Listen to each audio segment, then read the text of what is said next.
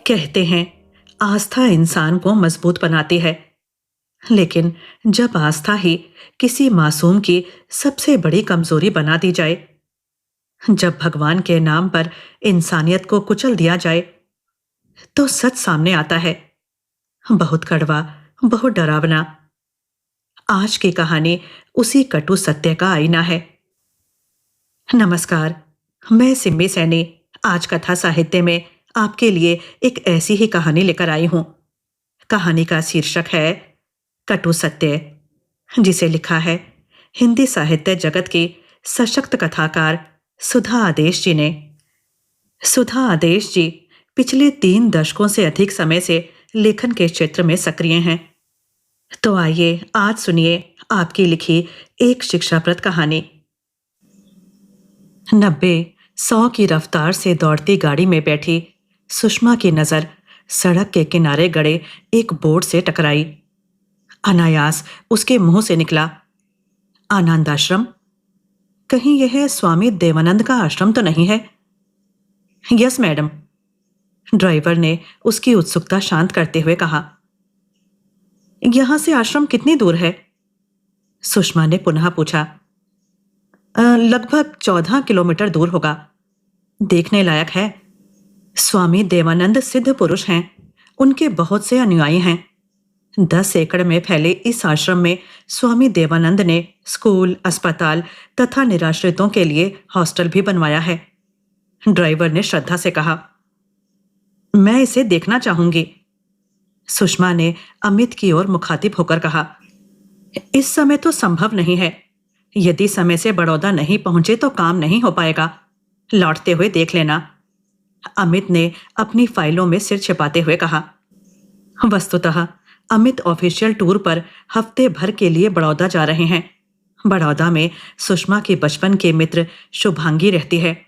उससे मिलने की चाह लिए वो भी उनके साथ चली आई। अमित तो आदतानुसार अपनी फाइलों में खो गए। सुषमा को अपनी पड़ोसन नमिता नंदी का ख्याल आया।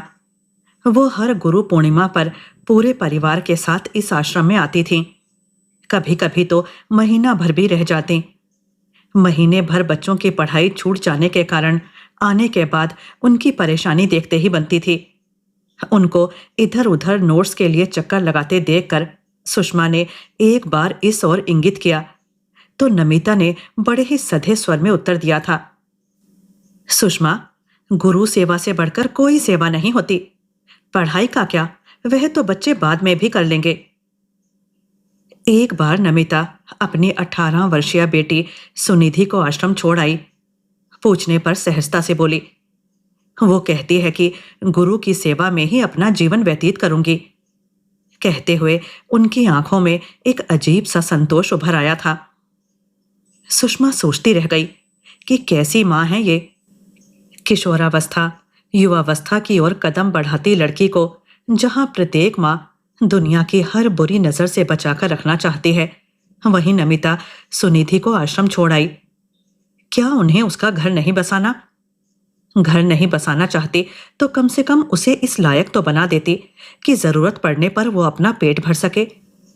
दिन के कुछ पल या कुछ घंटे पूजा अर्चना में बिताना एक अलग बात है, पर पूरी जिंदगी सेवा के नाम पर अर्पित कर देना शायद मनुष्य जैसे सांसारिक प्राणी के लिए उचित नहीं है। क्या काम, क्रोध, मोह माया से कोई बच पाया है? सेवा, आत्मा, परमात्मा उन लोगों के लिए शायद ठीक हो जो अपनी जिंदगी जी चुके हैं, पर एक नासमझ बच्चे से ऐसी उम्मीद करना उसकी सोच से परे था। महीने में एक बार नमिता के घर सत्संग होता था।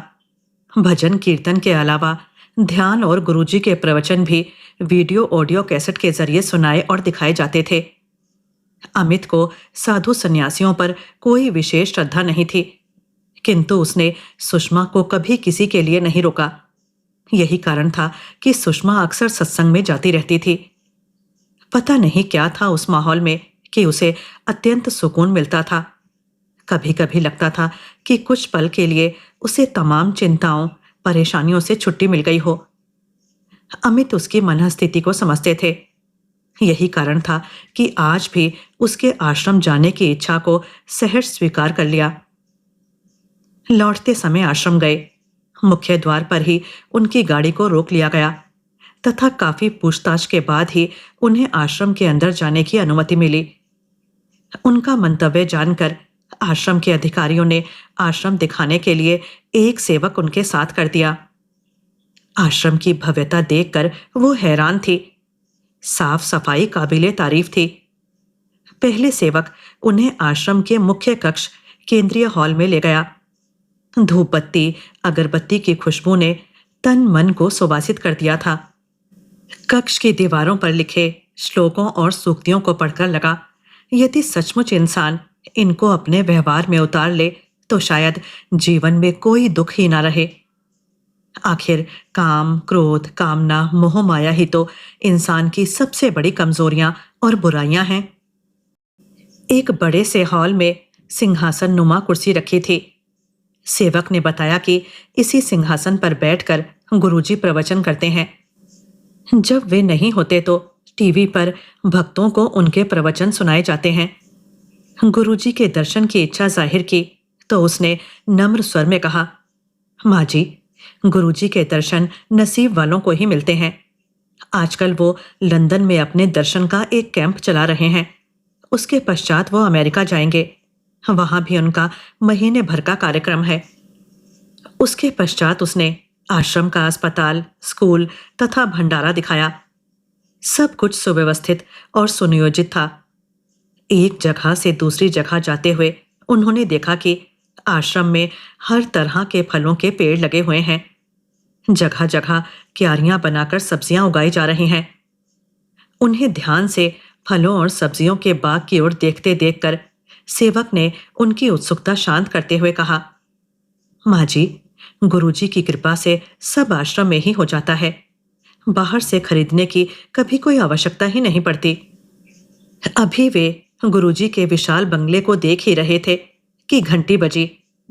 उसने कहा, माँ जी, आरती का समय हो गया है, अतः आश्रम के बीच में स्थित मंदिर चलिए। मंदिर में किसी दूसरे की मूर्ति थी। पूछने पर पता चला कि वो उनके प्रथम गुरु सिद्धानंद की मूर्ति है, जिन्होंने आज से 10 वर्ष पूर्व यही समाधि ली थी। अतः यहां उनका मंदिर बना दिया गया है। आरती प्रारंभ होने वाली थी।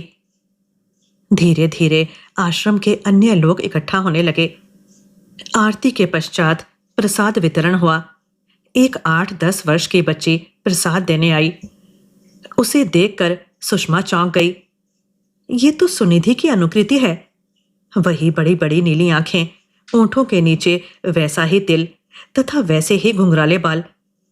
लेकिन ऐसा कैसे हो सकता है? माँ जी, प्रसाद। बेटी, तुम्हारा नाम क्या है? सुरीली आवाज सुनकर चैतन्य होते हुए सुषमा ने पूछा। श्रद्धा। बहुत प्यारा नाम है। कहाँ से आई हो? तुम्हारे माता पिता का क्या नाम है?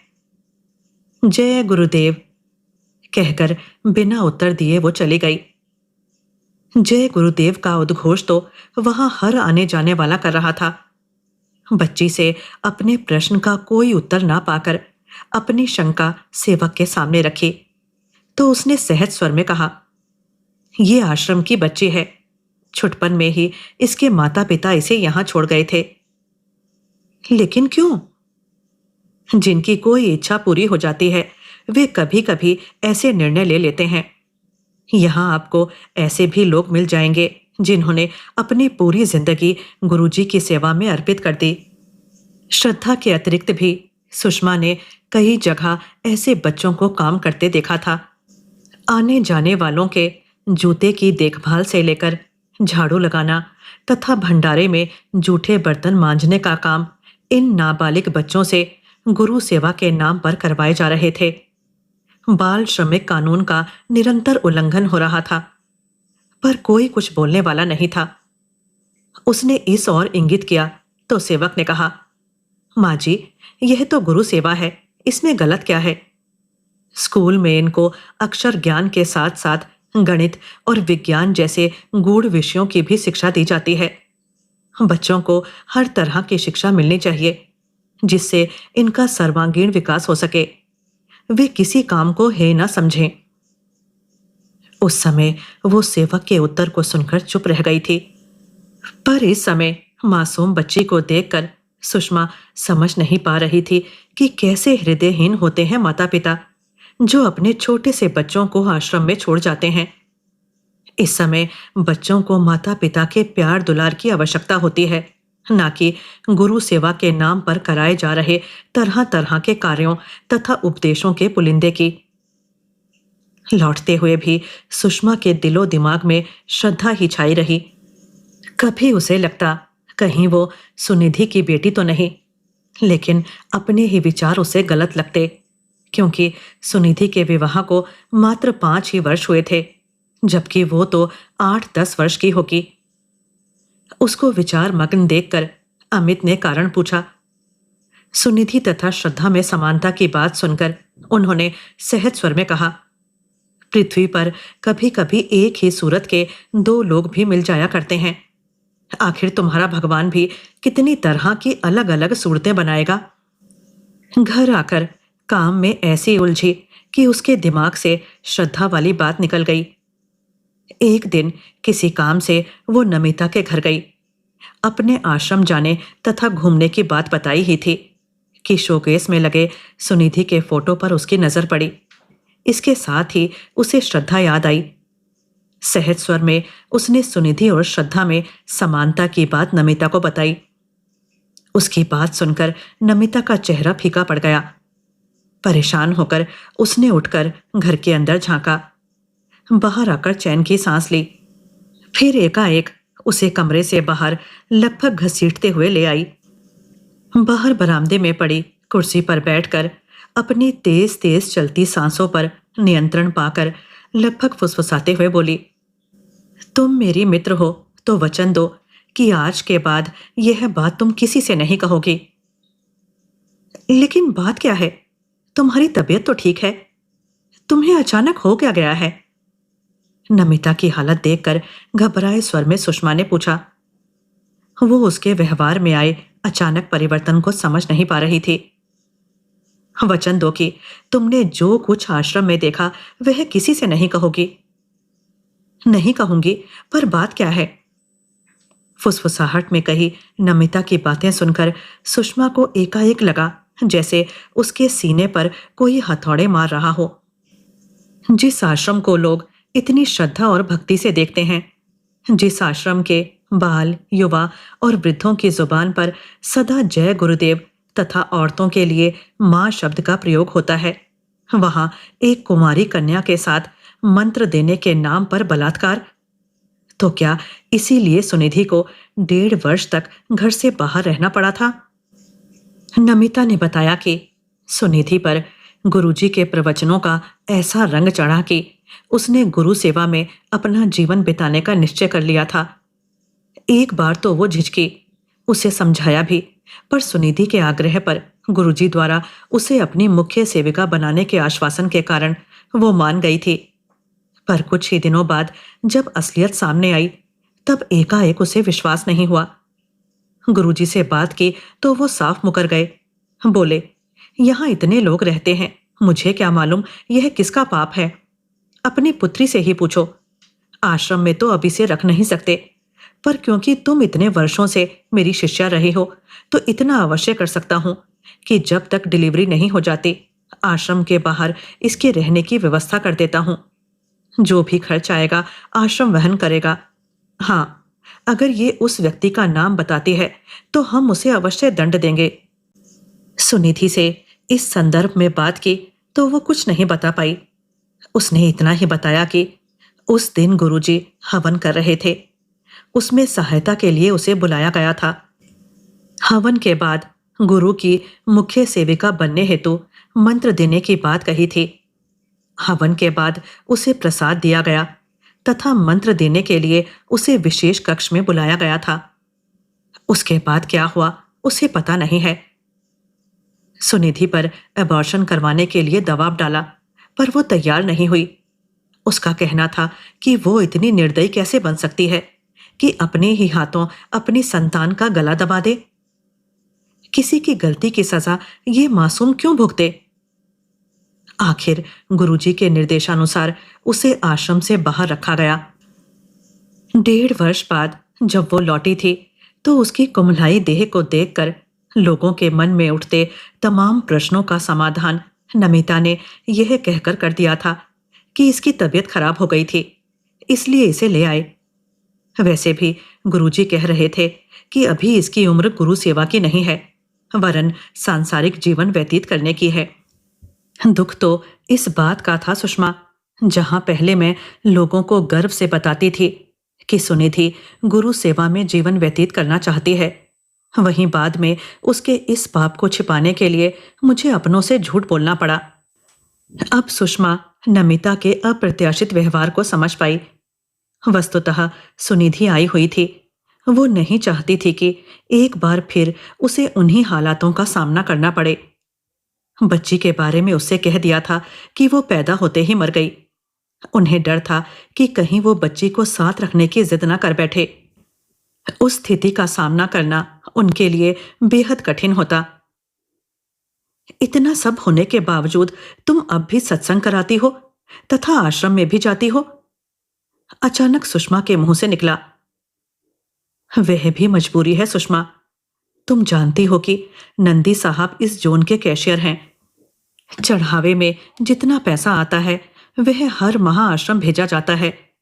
अब अगर ये इस पद को छोड़ते हैं तो हो सकता है श्रद्धा का लालन पालन ठीक से ना हो पाए, और अगले वर्षों से अपने घर में चलते सत्संग को अचानक कराना बंद करते हैं तो लोगों के मन में उठती अनेक शंकाओं का क्या जवाब देंगे। जहां तक हर गुरु पूर्णिमा पर आश्रम जाने का प्रश्न है, सोचती हूं कि कम से कम वर्ष में एक बार तो उस मासूम को जाकर देख आऊं जो बिना किसी अपराध के सजा भोग रही है। आंखों में आए आंसुओं को पोंछते हुए बेबस स्वर में नमिता ने कहा, तुम भी कैसी हो जो फूल सी बच्ची को उन नराधमों के पास छोड़ आई? इससे तो किसी अनाथ आश्रम में डाल देती।